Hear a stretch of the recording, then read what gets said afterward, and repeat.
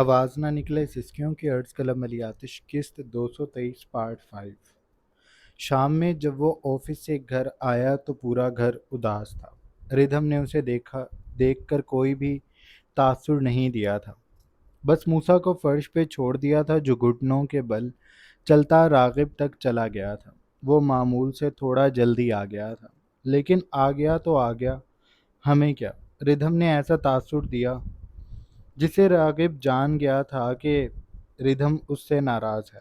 उसने ऑफिस में भी कई कॉल्स की थी रिधम को, लेकिन रिधम ने कॉल नहीं उठाई थी।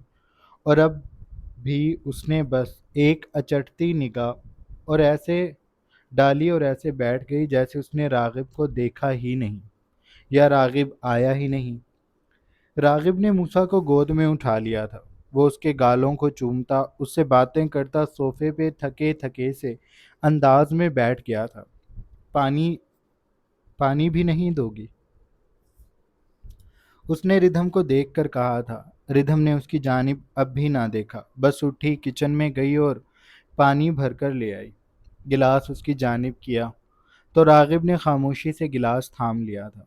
पानी पीकर उसने गिलास वापस रिधम की तरफ किया जिसे वो लेकर रखने चली गई। जब वो वापस आई तो रागिब वहीं उसी जगह पे बैठा था। वो रिधम को देख रहा था। कमरे में चलें? उसने नरमी से कहा। वो कमरे में जाकर रिधम से बात करना चाहता था। यहाँ मुलाजिम थे और रिधम का क्या भरोसा, इसलिए उसने कहा तो रिधम ने सर नामे हिला दिया। मुझे अभी काम है, आप जाएं, मैं बाद में आऊंगी। रागिब ने मूसा को अपने एक बाजू पे किया और उठकर उसकी कलाई को थाम लिया। कमरे में चलते हैं रिधम। अब की बार लहजा बेलचक और संजीदा था। रिधम ने उसे बेतासुर निगाहों से देखा, फिर अपनी किलाई छुड़ाकर वो तेजी से सीढ़ियों की जानिब बढ़ गई। यार क्या खाते हो तुम माँ बेटा? बाप बेचारे की जरा सी गलती कितनी पकड़ लेते हो और फिर नाराज भी हो जाते हो। तुम्हें प्यार करो तो तुम रोने लग जाते हो, तुम्हारी माँ को प्यार करो तो वो नाराज हो जाती है। अब मैं गरीब आदमी तुम दोनों से मोहब्बत बांट रहा हूँ तो भी तुम दोनों को एतराज़ है, ना बांटूं तो भी तुम दोनों नाराज होते हो। और तुम्हारी माँ तो पानी फेंकती फिरती है लोगों पे और फिर मुझसे लड़ती है, वो अलग। मैं करूं तो क्या करूं? उसने अपना दुखड़ा मूसा को सुनाया था, लेकिन मूसा जानी ने यूं जाहिर किया जैसे वो रागिब को सुन ही नहीं रहा। वो उसके हाथ को थाम कर उसके हाथ की उंगलियों को मुंह में लेकर अपने मसूड़ों से चबा रहा था। वो पूरा जोर लगाया करता था, अब भी वो अपनी पूरी ताकत से लगा हुआ था। रागिब ने जवाबी कार्रवाई में उसके गाल को सामने किया और काट लिया तो मूसा के होंठ बाहर आ गए। सदमे से रागिब को देखा और फिर उसकी आंखें आंसुओं से भर गई। सॉरी सॉरी, मैं भूल गया था, माफ़ी। रागिब ने उसे शिद्दत से सीने से लगा लिया था और मूसा घुटा घुटा सा रोता हाथ पांव बेचैनी से मार रहा था। रागिब उसे लेकर ऊपर की जानिब बढ़ गया था। रास्ते में उसे चुप भी करवाता रहा था। जब वो कमरे में आया तो रिधम खामोशी से बैठी थी। सामने दीवार को घूरती वो अब भी रागिब को नहीं देख रही थी। रागिब ने मूसा को बेड पे लिटाया और उसके सामने उसके खिलौने रख दिए। खुद अपना कोट वगैरह उतारने लगा था। कोट उतार कर उसने टाई भी उतारी और शर्ट के बटन खोलकर उसे पैंट से निकालता वो खुद को रिलैक्स करके रिधम की जानिब आया। उसके सामने खड़ा हो गया। मेरी गलती बताओ, वो संजीदगी से बोला था। कोई गलती नहीं है आपकी। रिधम झुकी। रागिब झुका और उसके सामने बैठकर उसने रिधम के दोनों हाथों को थाम लिया। तो मुझसे बात क्यों नहीं कर रही? रिधम ने रुख मोड़ लिया। बस वैसे ही, मेरा बात करने को दिल नहीं कर रहा। रागिब ने उसके चेहरे को अपने जानिब किया। और अगर मेरा कर रहा हो फिर? रिधम ने जवाब न दिया। तुमने खुद शर्त मानी थी और मैंने तुम्हें उठाया भी था, उसने भी जताया। तो आपने वो शर्त रखी ही क्यों? वो रुंधी हुई आवाज़ से बोली। उसने रागिब के हाथों को परे किया। आप चाहते हैं ही नहीं कि मैं खुश हूँ। एक जॉब ही तो करने का कह रही हूँ, आप उस पे भी नहीं मान रहे। आपने वादा किया था कि आप मेरी बात मानेंगे, लेकिन आप मेरी एक भी बात नहीं मानते। ये एक छोटी सी बात भी मनवाने के लिए मुझे आपकी इतनी मिन्नतें करनी पड़ती हैं, जैसे मेरी आपकी नज़र में कोई अहमियत ही नहीं है। आपके इतने सारे होटल हैं, मॉल्स हैं और पता नहीं کیا کیا ہیں، لیکن وہاں کوئی بھی ایسی سیٹ نہیں ہے جس کے لائق میں ہوں۔ اس نے بھیگی آنکھوں سے راغب کو دیکھ کر کہا تھا۔ راغب کو برا لگا اس کا یوں رونا۔ ردھم، ایسی بات نہیں ہے، میں نے تمہیں بس ایک کنڈیشن دی تھی، اور سچ کہوں تو میں ابھی بھی اسی پہ قائم ہوں۔ تم کل آ جانا، میں تمہیں نوکری دے دوں گا، لیکن یہ رونا دھونا کر کے تو میں تمہیں اجازت نہیں دوں گا۔ میری طرف سے نہ ہے، میں اس معاملے کو ہمیشہ کے لیے ختم کرنا چاہتا ہوں۔ تمہارے پاس ابھی کل کا دن موجود ہے تو تم کل کوشش کر لینا، پر مجھ سے ناراض نہ ہو۔ تم نے خود یہ شرط قبول کی تھی۔ ردھم نے اپنی بھیگی آنکھوں کو رگڑ کر اسے بے حد افسوس سے دیکھا، یعنی کہ اس پر ردھم کے رونے کا بھی اثر نہیں ہو رہا۔ راغب، آپ یہ بھی نہیں کہہ سکتے ہیں کہ اب کوئی شرط نہیں ہے؟ میں تمہاری بات مان رہا ہوں۔ وہ اس کے سامنے سے کھڑا ہو گیا، سر کو دائیں بائیں ہلاتے ہوئے بولا، میں تمہاری کسی بھی بے وقوفی میں تمہارا ساتھ نہیں دینے والا۔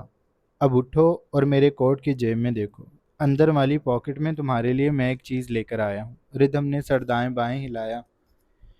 مجھے آپ سے کچھ بھی نہیں چاہیے، جو میں مانگ رہی ہوں وہ تو آپ دے نہیں رہے، اس کے علاوہ مجھے کچھ نہیں چاہیے۔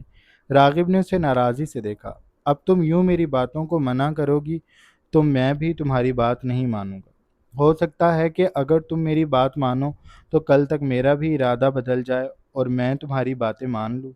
تو اگر اب تم چاہتی ہو کہ میں تمہاری بات مانوں تو اٹھ جاؤ، میرے کوٹ کی جیب میں دیکھو، میں تمہارے لیے کیا لایا ہوں۔ ردھم کے دل میں ایک امید سی جاگی۔ وہ خاموشی سے اٹھی اور جہاں پر راغب کا کوٹ رکھا تھا اسے اٹھا کر اس نے راغب کے کوٹ کے اندر والی جیب میں ہاتھ ڈالا تو اس کے ہاتھ ایک چھوٹی سی ڈبی لگی، جسے اس نے کچھ حیرانی سے نکال کے اپنے سامنے کیا۔ راغب کمرے میں موجود صوفے پہ بیٹھ گیا تھا۔ ردھم نے اس ڈبی کو کھولا تو اس میں بے حد خوبصورت انگوٹھی موجود تھی، جس میں جڑا نگ روشنی کے پڑتے ہی چمکنے لگا تھا۔ ردھم نے راغب کی جانب دیکھا۔ راغب ہلکا سا مسکرایا۔ تمہارے لیے لایا ہوں، ادھر لے کر آؤ، میں پہناتا ہوں۔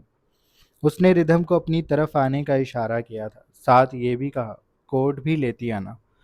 ردھم نے سوچا ہوا تھا کہ وہ راغب کی کوئی بات نہیں مانے گی، لیکن اب وہ انگوٹھی کو دیکھ کر تھوڑی تھوڑی پگھل رہی تھی، اس لیے چھوٹے چھوٹے قدم اٹھاتی وہ راغب کے پاس چلی گئی۔ اس کے ہاتھ میں کوٹ موجود تھا، جسے اس نے صوفے پہ رکھا اور انگوٹھی کی ڈبی راغب کی جانب کر دی۔ راغب نے ڈبی کو تھاما، اس میں سے انگوٹھی نکال کر اس نے اپنی ہتھیلی پھیلائی۔ ردھم نے ناراضی بھرے انداز سے اپنا ہاتھ اس کی ہتھیلی پہ رکھا تو راغب نے اس کی انگلی میں انگوٹھی پہنا دی، پھر اس کے ہاتھ کو چوما، اسے نرمی سے اپنی طرف کرتے وہ اپنے گھٹنے پر بٹھا چکا تھا۔ اتنا غصہ کیوں کر رہی ہو ہیں؟ میری تو جان ہو تم۔ اتنا مزہ آیا آج صبح مجھے تمہارے ساتھ یہ نوکری والی شرط پوری کرتے ہوئے۔ کل کا دن اور ہے، مجھے انجوائے کرنے دو۔ پھر تو تم نے ہار ہی جانا ہے، اس نے ردھم کو چھیڑتے ہوئے کہا تھا۔ ردھم جلدی سے اس کی گود سے اٹھنے لگی، راغب غصے سے راغب کو گھورتی وہ ابھی اٹھتی کہ راغب نے اس کے دونوں پہلوؤں کو تھام کر زبردستی اسے اپنے گھٹنے پر بٹھایا۔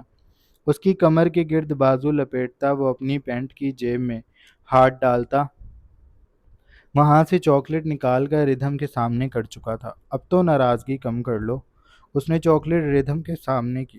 ردھم نے چاکلیٹ تو لے لی، لیکن راغب کو شاید معاف نہیں کیا تھا، جبکہ اس کا کوئی قصور بھی نہیں تھا۔ راغب نے اپنی پینٹ کی دوسری جیب میں ہاتھ ڈالا، وہاں سے چاکلیٹ نکال کر ردھم کو دی، ردھم نے وہ بھی لے لی۔ پھر اس نے کوٹ کی جیب میں ہاتھ ڈالے، ہر جیب سے ایک ایک چاکلیٹ نکالتے اس نے وہ ساری چاکلیٹس ردھم کے ہاتھ پہ رکھ دیں۔ اب ردھم کے ہاتھ بھر گئے تھے۔ راغب نے رسان سے اس کے چہرے کو اپنی جانب کیا، اس کی آنکھوں میں دیکھتے ہوئے بولا، کل اور ٹرائی کر لینا، مجھے تم پر پورا یقین ہے تم جیت جاؤ گی۔ اس کے لبوں کے کناروں پر شرارت دبی ہوئی تھی۔ ردھم وہ دیکھ چکی تھی اور اس کی آنکھیں ردھم کو تپا رہی تھی۔ ردھم زبردستی اس کی گود سے اٹھی اور اس کے سامنے کھڑی ہو کر بولی، کل بھی آپ یہی سب کریں گے اور میں آفس نہیں آ سکوں گی۔ راغب نے دھیرے سے شانے اچکائے۔ یہ سب تو ضروری ہے کیونکہ میں بھی یہی چاہتا ہوں کہ تم آفس نہ ہو۔ ردھم نے سر جھٹکا۔ آج ہماری ہار سمجھ میں آنے والی بات نہیں۔ اس کے پورے لشکر میں تھے آدھے آج ہمارے لوگ۔ راغب اس کے شعر پہ بے ساختہ ہنس دیا، پھر وہ اٹھا اور فریش ہونے چلا گیا۔ اس کے بعد وہ ردھم کو زبردستی اپنے ساتھ ڈائننگ میں لے کر گیا تھا، اسے کھانا کھلایا، موسیٰ کے ساتھ کھیلتا رہا۔ جب موسیٰ نیند سے بوجھل ہو گیا تو وہ تینوں کمرے میں آ گئے۔ موسیٰ کو جھولے میں ڈال کر راغب ردھم کے پاس آیا تھا جو کروٹ موڑ کر لیٹ گئی تھی۔ راغب نے آ کر اس کی کمر پر اپنی انگلی رکھی اور دھیرے دھیرے اس کی کمر پہ اپنی انگلی کا پور چلانے لگا۔ میں تم پر منتر کر رہا ہوں، اس کے بعد دیکھنا تم میری بات ماننے لگو گی۔ وہ ردھم کی باتوں کو دہراتے ہوئے بولا تھا۔ ردھم نے اپنی آنکھوں کو سختی سے مینچ لیا تھا۔ وہ راغب کے بہکاوے میں نہیں آئے گی۔ راغب کچھ دیر اس کی کمر پہ انگلی پھیرتا رہا، پھر اس نے پھونک ماری اور ردھم کو کہا، اب جلدی سے میرے بازو پہ آ کر لیٹ جاؤ۔ پر ردھم نے یوں ظاہر کیا جیسے سنا ہی نہیں۔ راغب نے اس کی کوہنی کو پکڑا اور اسے زبردستی اپنی طرف کرتا وہ اسے اپنے بازو پر لٹا چکا تھا۔ تم جانتی ہو مجھے تمہارے بغیر نیند نہیں آتی، تو تم کیوں تنگ کر رہی ہو؟ میرے پاس لیٹی رہو۔ تم نے بھی تو ابھی سے ہار مان لی، ابھی تو کل کا دن بھی ہے، تم دیکھنا تم جیت جاؤ گی۔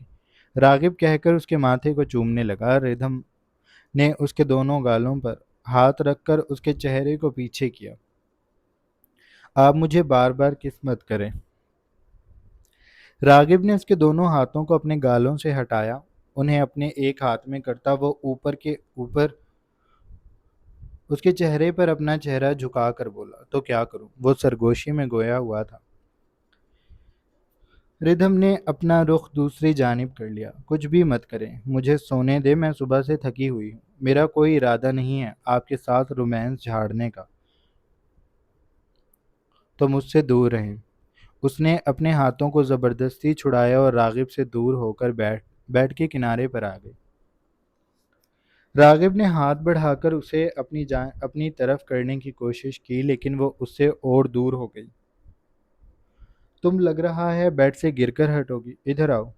وہ بڑے سے بیڈ پر اس سے دور دور ہو رہی تھی۔ راغب نے بڑی مشکل سے اس کے بازو کو پکڑ کر اسے اپنی طرف کھینچا تھا۔ اب تم یہاں سے ہلیں تو میں تمہیں دو لگاؤں گا۔ اس نے ردھم کو دونوں بازوں سے پکڑ کر اپنے تکیے پر پٹکا اور جلدی سے لیٹ کر اس نے اپنی ایک ٹانگ ردھم کے اوپر رکھ لی تاکہ ردھم ہل نہ سکے۔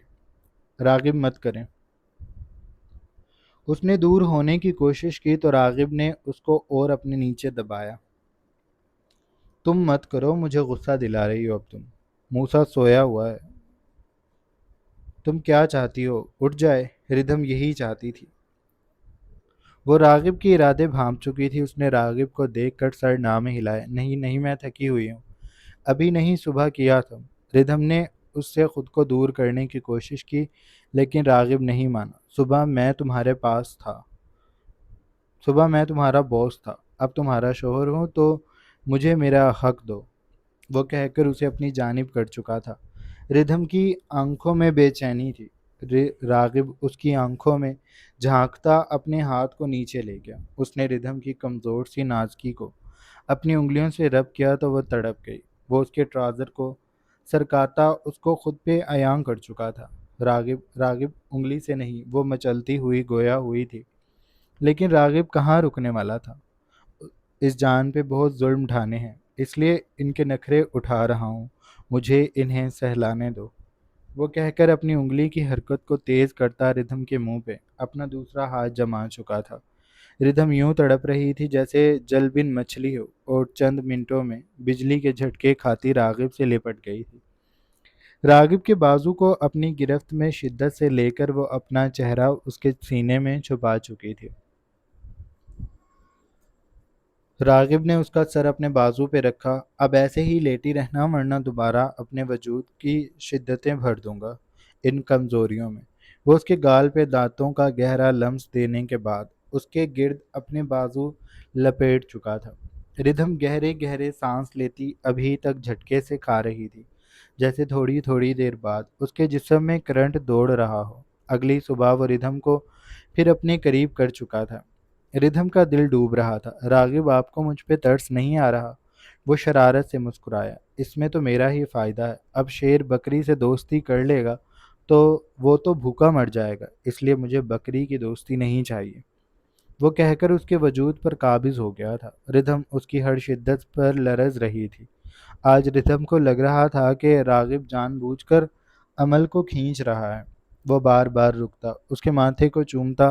ردھم تڑپتی ہوئی آخر میں جب وہ رکنے لگا تو ردھم نے اس کے گرد بازو حائل کر لیے، اپنا چہرہ اس کے سینے میں چھپا کر بھیگی تکلیف اور خمار کی ملی جلی آواز سے بولی، پلیز رکیں، رکیں نہیں، کرتے رہیں۔ اپنے آپ کو بھی حرکت دے رہی تھی۔ راغب نے بیٹھ کراؤن کے سہارے سے خود کو اس میں دھکیلنا شروع کیا ہوا تھا۔ ردھم بے حال ہو گئی تھی۔ راغب اس کے گالوں کو چوم کر اس کے اوپر سے ہٹا اور اس کے بکھرے بالوں کو سنوار کر گویا ہوا، مجھے تمہارا آفس میں انتظار رہے گا، وہ کہہ کر بیڈ سے اترتا چلا گیا تھا۔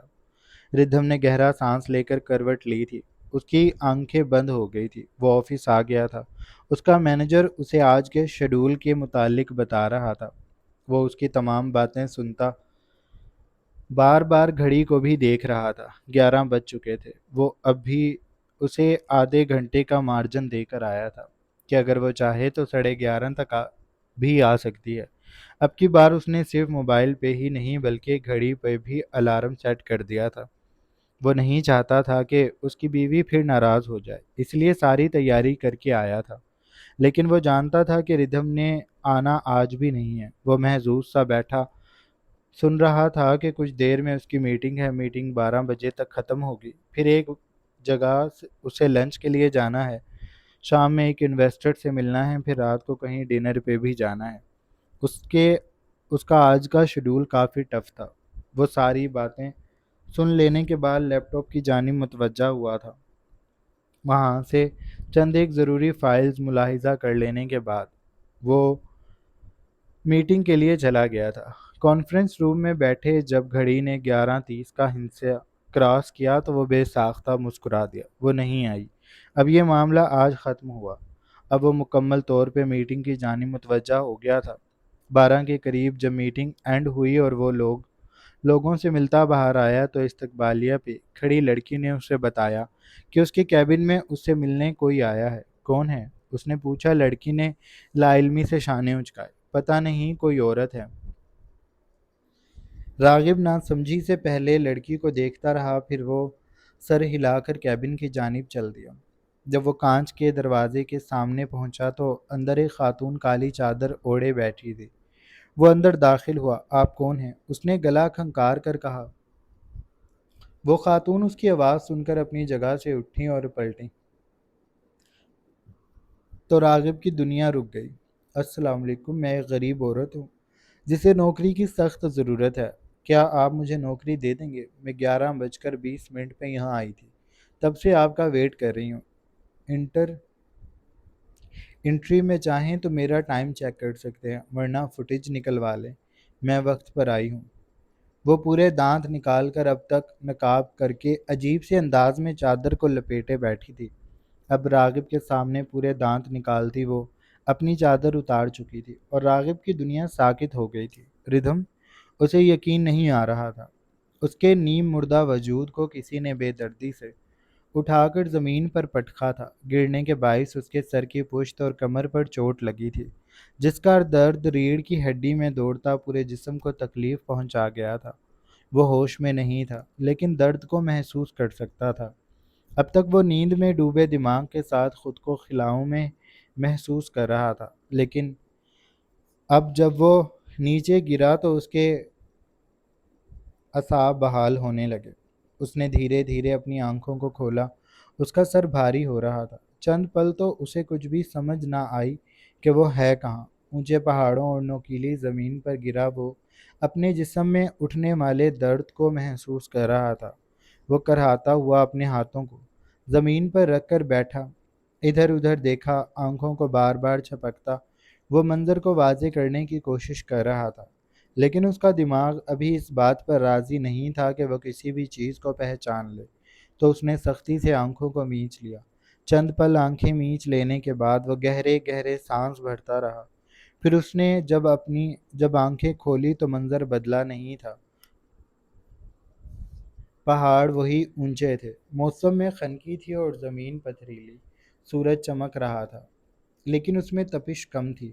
وہ اندازہ نہ کر سکا کہ وہ اس وقت ہے کدھر۔ تبھی اس نے محسوس کیا کہ اس کے عین پیچھے کوئی اور بھی درد سے کرہاتا اٹھنے کی کوشش کر رہا ہے۔ جب اس نے پلٹ کر دیکھا تو وہ چونکا تھا۔ یہ وہی کک تھا جو ان کے ساتھ اس جرم میں شامل تھا۔ اس کے ماتھے پر چوٹ آئی ہوئی تھی جہاں سے خون کی باریک سی لکیر نکلتی اس کے گال تک بہہ رہی تھی۔ کک نے اپنی آستین سے ماتھے کو رگڑا، آنکھوں کو جھپکتے اس نے جب اسد کو دیکھا تو وہ تیزی سے اس کی جانب آیا تھا۔ تم یہاں ہو اسد؟ اسد اس کی بات کا جواب نہ دے سکا۔ کک اس کے ہاتھ کو پکڑ کر بیٹھا تھا۔ اسد نے دوبارہ اطراف میں دیکھنا شروع کیا لیکن یہاں پر کوئی بھی ایسی چیز نہیں تھی جس سے وہ یہ اندازہ لگا لیتا کہ وہ اس وقت ہے کہاں۔ کک اس سے سوال پر سوال کر رہا تھا، وہ دونوں اس وقت کہاں ہیں؟ کیا اسد کو کچھ اندازہ ہے کہ راغب کے گارڈز نے انہیں کہاں لا کر پٹکا ہے؟ اسد خاموش تھا۔ پھر وہ ہمت کر کے کھڑا ہوا۔ کک بھی اس کے ساتھ کھڑا ہو گیا تھا۔ وہ دونوں کچھ دور چلتے رہے، پھر ان کے قدم رک گئے۔ ان کی آنکھوں کے سامنے ہوٹل بنا ہوا تھا جس کے بڑے سے سائن بورڈ پر ایک عبارت لکھی تھی، اور اس عبارت کے آخر میں جو نام لکھا تھا اسے پڑھ کر اسد اور کک کی روحیں ان کے جسم کا ساتھ چھوڑ گئی تھیں۔ وہ لوگ اس وقت افغانستان میں تھے، انہیں بارڈر کراس کر کے یہاں پر لا کر پھینک دیا گیا تھا۔ وہ دونوں غیر قانونی طور پر یہاں آئے تھے، نہ ان کے پاس شناختی کارڈ تھے اور نہ ہی کچھ اور وہ لوگ افغانستان اور پاکستان کی آپس میں کشیدگی کے بارے میں تو جانتے ہی تھے، تو راغب کے گارڈز نے انہیں افغانستان میں پٹکا تھا۔ جاری ہے۔ جناب یہ تھی ہماری آج کی ایپیسوڈ۔ آئی ہوپ آپ لوگوں کو اچھی لگی ہوگی۔ اگر آپ کو قسط اچھی لگی ہے تو آپ چینل کو لازمی سبسکرائب کر لیں، بیل آئیکن کے بٹن کو بھی پریس کر لیں اور اپنا ڈھیر سارا خیال رکھیے گا۔ بہت جلد ایک نئی قسط کے ساتھ حاضر ہوں گے، تب تک کے لیے اللہ حافظ۔